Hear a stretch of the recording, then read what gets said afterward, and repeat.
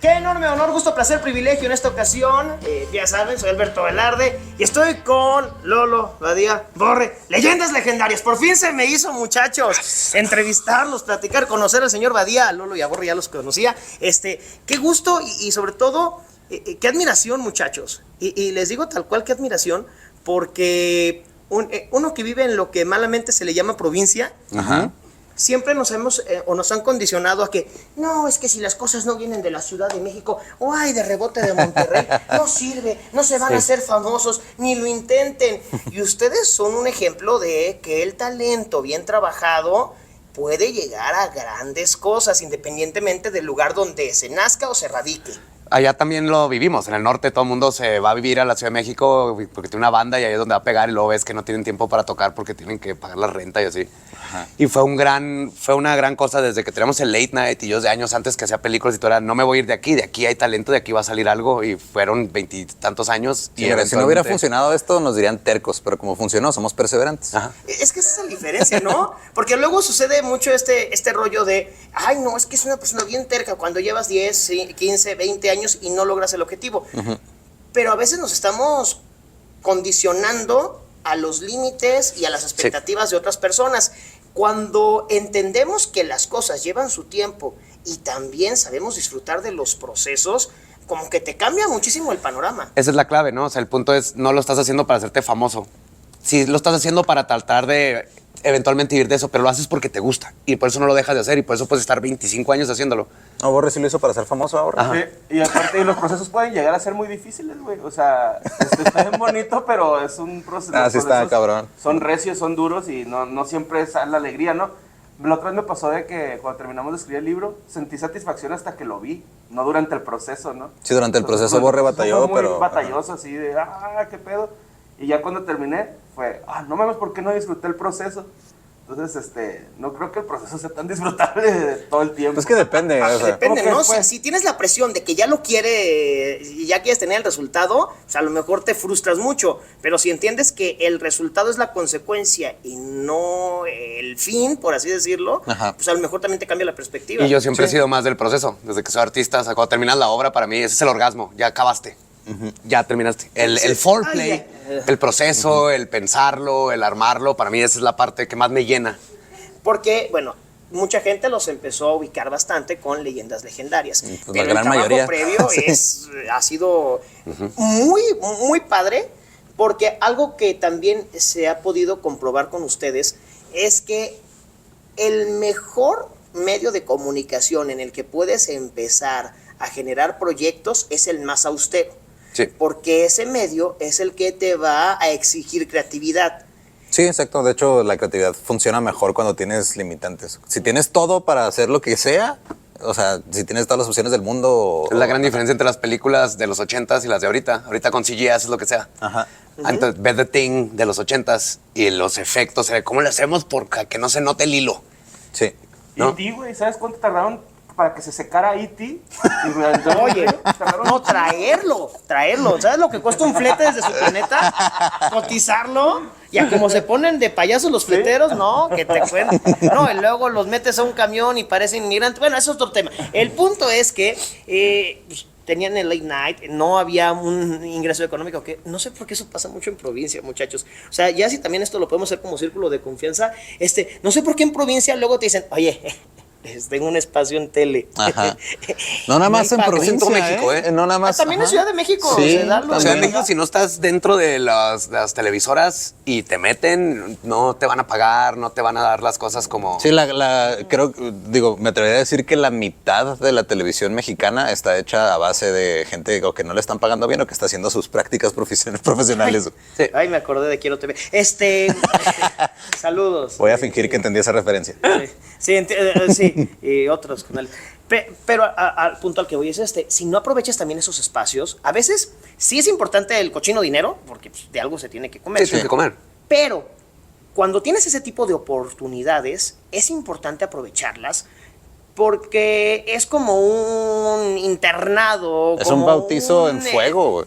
Una práctica intensiva. A final de cuentas, a lo mejor no te pagan en efectivo como la gente esperaría de cualquier trabajo, pero te pagan con la libertad a veces o con la posibilidad de tener un espacio y hacer cosas interesantes. La clave es no perderte a ti dentro de eso. O sea, por ejemplo, nosotros en el primer canal donde estuvimos, cuando quisieron cambiar las cosas y que le cobráramos a los invitados y así, dijimos, no, mejor nos vamos. Pudimos haber dicho, pues sí, ok, con tal de seguir, pero eso no era lo que queríamos. Entonces también tienes que tener muy bien como mínimo una visión de quién eres, quién no eres y mantenerte firme en eso. Y eso, sigues haciendo lo que estás haciendo, pero eso es como lo que te va ayudando a controlar la carreta, ¿no? Entonces en este caso fue de, no, tenemos un espacio aquí, pero así no lo queremos hacer, entonces vámonos por otro lado. ¿Cómo lo vamos a hacer? Pues no lo ingeniamos y luego así nos fuimos moviendo y moviendo y moviendo. Ahora, con Leyendas Legendarias. Fue un boom, se empezó a conocer en muchas partes del país, fuera del país. ¿En qué momento ustedes se dieron cuenta que alguien apretó ese switch y ya eran famosos? ¿O todavía no han sentido ese switch? No, ya. Sí, en el Corona Capital ese switch está más que encendido. Pero yo, de las veces que me acuerdo mucho fue que fuimos a la Ciudad de México a hacer stand-up y fuimos unos tacos como a las 3 de la mañana en medio de la nada en una calle y alguien nos reconoció. Entonces dije, en la Ciudad de México, 20 millones de personas en unos tacos a las 3 de la mañana y alguien ya escuchó Leyendas Legendarias. La probabilidad de eso es muy poca, al menos que ya nos esté escuchando un chorro de gente, porque nosotros ahí en Juárez no nos damos cuenta más que los números que te dicen, ¿no? Pero no te das cuenta hasta que ya conoces a alguien que está en el otro lado del país. Fuera, o sea, que está fuera de tu círculo, porque lo que pasaba con el late night es de que pues, era muy local, sí tenía así como una fanaticada medio de culto, pero o conocías a la mayoría o eran conocidos de conocidos tuyos, entonces como que el círculo de la gente que lo consumía pues era muy cerrado. Ya cuando te sales completamente ya no hay una conexión así tan directa con la gente que te escucha. Como los virus. Ándale, ajá. Que al principio, por ejemplo, la pandemia dice, ay, lo bueno es que ahorita nomás es transmisión local. La bronca es cuando ya encuentras a alguien que se contagió y no sabes de dónde le cayó el contagio. Sí. Es más o menos. Justo así se pasó Leyendas Legendarias, como una pandemia. Sí. Mira, qué bonita referencia. Y Borre usa cubrebocas todavía. Sí, Claro, güey. No, muy bien, tú muy bien. Es que andaba malito de su garganta. Sí, igual, te entiendo. Y ando te entiendo. acá escamado, ¿no? Sí, no, yo te entiendo, yo te Trae entiendo. las defensas bajas. Yo como ya quiero morir. Ahora, producciones sin contexto. Digo, con todo lo que hacen en Leyendas Legendarias, en podcast, los podcasts, estaba buscando en Google producciones sin contexto. No sé si ya se dieron cuenta que en Google sale como atracción turística de Ciudad Juárez. ¿What? Las oficinas donde ustedes trabajan. Mira, pásame tantito el No. señor Picha Arellano. No, en Google. No. Lo de acá, mira. No sabía eso, ok. Estábamos buscando, uno hace una labor ahí titánica, investigación, ¿no? De claro. investigación. Claro, ¿no? sí. Yo, Si algo eres tú, antes que todo, es periodista. Periodista serio. Espérate, de esos matan aquí en Ah, México. ok. Sí, no. Estando pero. Blogger, Eres un gran blogger, estandopero, sí, que blogger a con veces- V. ajá. No, sí tengo licenciatura. Sí tengo licenciatura. Licenciado en blogger. Licenciado en blogging. bloguería. Atracción Producciones sin turística. contexto. Sí, güey. Ahí dice, No manches. atracción turística en Ciudad Juárez. Se les está diciendo. ¿Cómo se sienten de que muy probablemente en algún momento va a haber un paseo turístico en Ciudad Juárez que va a llevar al estacionamiento donde estaba el Noa Noa y después a las oficinas de producciones sin contexto con la esperanza de que alguno de los Estoy tres... muy consciente de eso, al grado de que estamos planeando hacer un mural, no ahí en la oficina, pero un mural para que sea una atracción. Porque sí, justo lo de Juaritos, un problema con Juaritos es que no tiene identidad física, porque todos los edificios bonitos y así los han tirado. Sí, el centro lo tiraron. Lo tiraron y siempre están Lo reconstruyendo. reconstruyeron y lo dejaron así plano, así todo. Entonces, Mira, nos parecemos tanto Sí. en Ciudad Juárez. entonces la Guadalajara identidad Juárez. se crea en la gente y más bien en las historias y eso. Entonces creo que Leyendas fue una parte bien bonita de que ahora la gente que no es de Juárez le dices Juárez, Leyendas, en lugar de decir, la violencia. Hace poquito una sobrina. Ah, ya es fue a los que hablan de violencia, claro. Hace poquito una sobrina fue a un concurso, bueno, un torneo de fútbol. Ajá. Y fue internacional, ¿no? Se topó un colombiano y el colombiano le preguntó que dónde era. Cuando le dijo que de Ciudad Juárez, el colombiano le dijo, ¿de dónde es Juan Gabriel y Leyendas Legendarias? Y se sintió bien bonito, güey. O sea, esa Ya. pinche comparación de... Ya estamos con el Divo de Juárez ahí de cierta Ajá. forma. Pero somos tres, o sea, él solo pudo, güey. Ajá, Nosotros solo somos pudo. un chingo. Ajá. No importa. Yo nada más estoy pensando en cuándo van a empezar a vender la de Ciudad Juárez, de donde son Juan Gabriel y Leyendas Legendarias. Se necesita una playera de eso.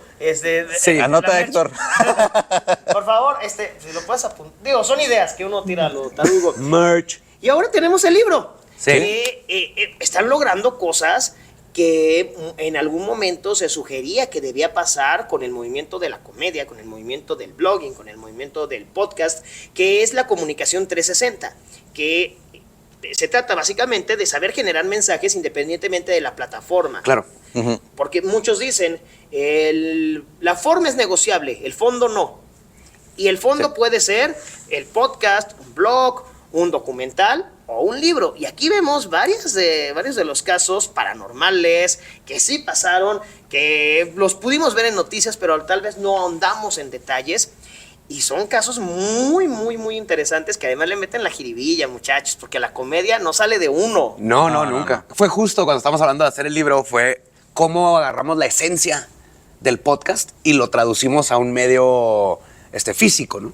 Sí, y esa fue la salieron varias ideas y todo, o sea, entre las ideas que teníamos nosotros y lo que sugirieron los editores en Planeta, como que ya llegamos a lo que no sabíamos que queríamos hacer. Sí, nos entendieron súper bien. Como esas veces que tienes una idea medio abstracta y dices que quiero que sea así todo y luego más o menos das 2, 3 pasos y luego llega alguien que se dedica a esto y te dice, mira, lo acomodamos así y así, y es de, ahí estaba. Nomás necesitamos un experto que nos diera el guía. Y Sí, que nos exacto. entendiera. Que nos entendiera, Eso. sobre todo. Porque luego te encuentras con autoras y autores que he platicado que tienen una idea muy concreta en su cabeza de lo que quieren hacer con sus obras, pero hay esta figura del editor o la editora que termina cambiando completamente el carril.